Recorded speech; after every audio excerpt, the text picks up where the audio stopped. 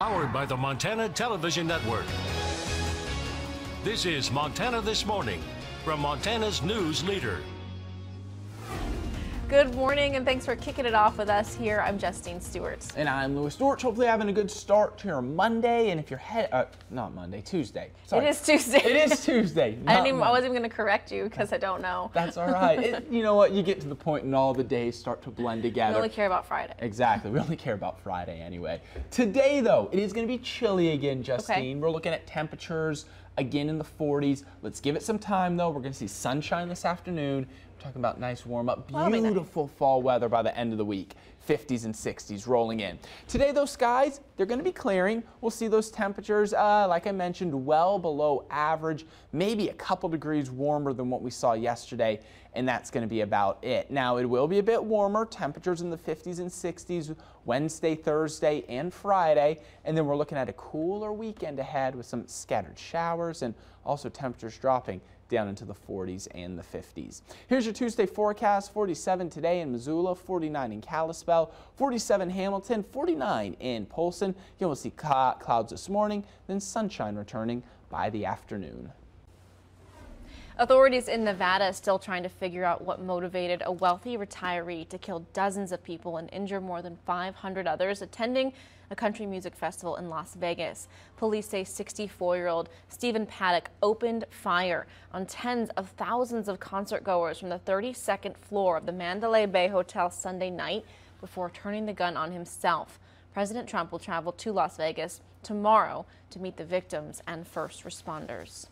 Fortunately, not everybody at the concert was wounded, and several Montanans, including some who attended the concert, returned home to Missoula. They shared their experience and emotional stories with MTN's Kent Lutzen. It was a living nightmare.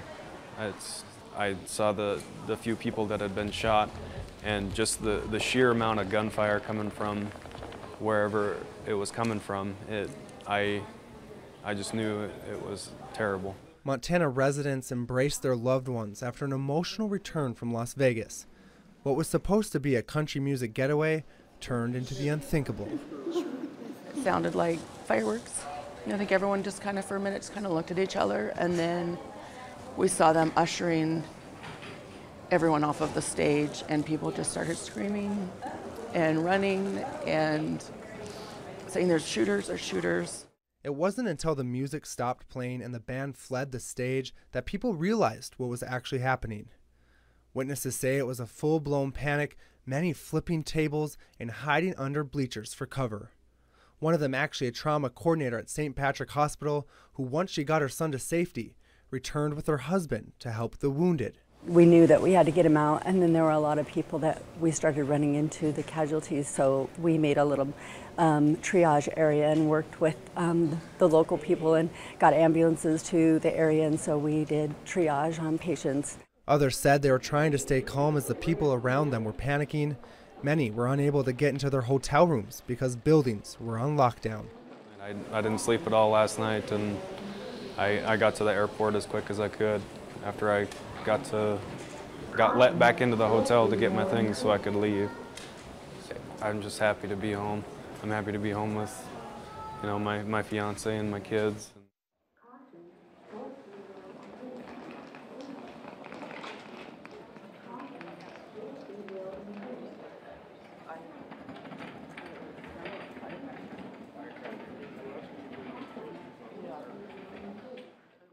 For many, it took landing back in Montana to feel safe after surviving the worst mass shooting in modern U.S. history.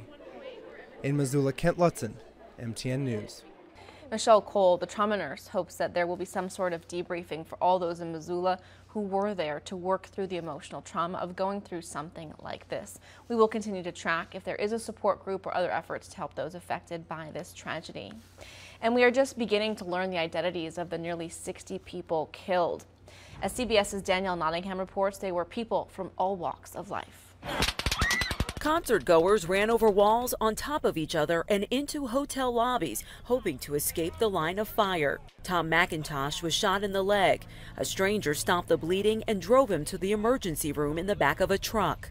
Took my belt and tied my leg off and basically kept me from bleeding out, so he saved my life. The Las Vegas fire chief says he's never seen so many ambulances in one place at one time. The most severe patients who were shot or trampled were taken to University Medical Center, Nevada's only level 1 trauma center. So these patients with so many coming in so fast, we did what's called damage control, which is really just stopping the process of dying. But dozens did not survive. Sonny Melton was a Tennessee nurse who died protecting his wife from the bullets. She says she felt him get shot in the back.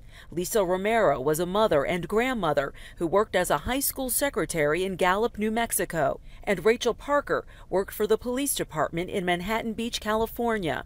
She was a civilian employee on the department's front desk. She was a true professional and just a truly nice person. Local hotels have offered rooms to family members of victims at no charge, and the city has set up assistance centers to help families quickly identify their loved ones. Hospitals put out a plea for blood, and locals have been answering the call. Officials say there is a 6 to 8 hour wait to donate at blood centers. They're now booking appointments for Thursday and Friday. Danielle Nottingham at CBS News, Las Vegas. More than 100 gunshot victims were taken to University Medical Center. The U.S. Supreme Court won't review the case of a Missoula man who's serving a 70-year prison sentence for shooting a teenage exchange student that broke into his garage. A Missoula County District Court jury convicted Marcus Karma for deliberate homicide for the shooting and killing of German foreign exchange student Darvin Dede after he entered his open garage in December of 2014. The Montana Supreme Court had already rejected Karma's initial appeal last winter, rejecting his request for a new trial. The U.S. Supreme Court rejected Karma's petition to review the case, a request based on a shorter list of issues questioning whether his Sixth Amendment rights have been violated, specifically to the right of an impartial jury. Karma's attorney, Nate Holloway, called the decision disappointing, but said it's a big challenge to get the High Court to accept a petition for review. Certainly disappointing, but not necessarily unexpected. I knew on Friday that our petition was most likely denied. The court issued or granted cert or review on 9 cases, and we weren't one of them. Now, obviously, that gives you an idea of kind of the uphill battle it is to have the U.S. Supreme Court review a case. Holloway says Karma has the option for additional appeals, including the next post-conviction phase, where the Montana Supreme Court could be asked to review whether he had adequate defense representation during that trial. Well, there was a winter storm warning issued yesterday for parts of north central Montana, including the Flathead Valley. Here are a few photos of the snow and the whiteout conditions we had at Glacier National Park. The photos are from the Mini Glacier and Logan Pass web cameras. And higher elevations could see 8 to 12 inches of snow. There was also yesterday a lake wind advisory for Flathead Lake area. All right, let's send it on over to Lewis now this morning. He's standing by with your forecast. All right, thank you, Justine. Good morning, everyone. Yeah, we saw that snow develop yesterday in north central, northwestern Montana, and then it didn't move further south until later on into the day. So it made for a cloudy but a beautiful day down there in Hamilton. How about these colors sent in to us by Colleen? Beautiful fall colors in Hamilton. And then again, give it some time, give it a couple days. We're going to start to warm it back up, 50s and 60s. It's going to be beautiful. You can try to get out and enjoy these colors and do it quick, because I noticed the leaves, they're changing fast. They're not going to be around for much longer. But Colleen, thank you so much for that one right there. Temperatures this morning, yeah, it is a chilly start to the day with 30s out there. We're at 26 in Phillipsburg, 30 Seeley Lake, 35 in Missoula, 34 waking up this morning in Hamilton. We're at 30 this morning in Sula. So a quick look at the radar. Here's that main system still dropping snow here in north central and central Montana. Havre here, I noticed earlier this morning, the reports as this was about an hour ago, had picked up almost 15 inches of snow. We were about at 1.5 inches in Great Falls, also around 1.5 inches in Helena. Just more light dustings popping up here in western Montana. Except at the higher elevations, we did get some more significant amounts of snow, and then seeing some light snow still falling around Hamilton and Phillipsburg, down towards Darby. We're going to expect this during the early morning and then clear out as we roll throughout the day today. So here's what it looks like for Missoula. First, 31 by 9 a.m. We'll take this hour by hour with cloudy skies. Notice mostly cloudy skies by 10 a.m. and noon, only 39 by noon. And then by the afternoon, we'll see partly sunny to mostly sunny skies with temperatures only in the 40s for today. Kalispell, though, we're going to see the skies clear a bit sooner as the skies are going to clear from north to south. So partly sunny around 8 a.m., 29 degrees. Pretty chilly out there. Will be mostly sunny by 10 o'clock and by noon. Sunshine during the afternoon. Again, though, highs only in the 40s for today. Here's your 7-day forecast for Missoula. 47 with about a 20% chance of seeing a snow shower this morning.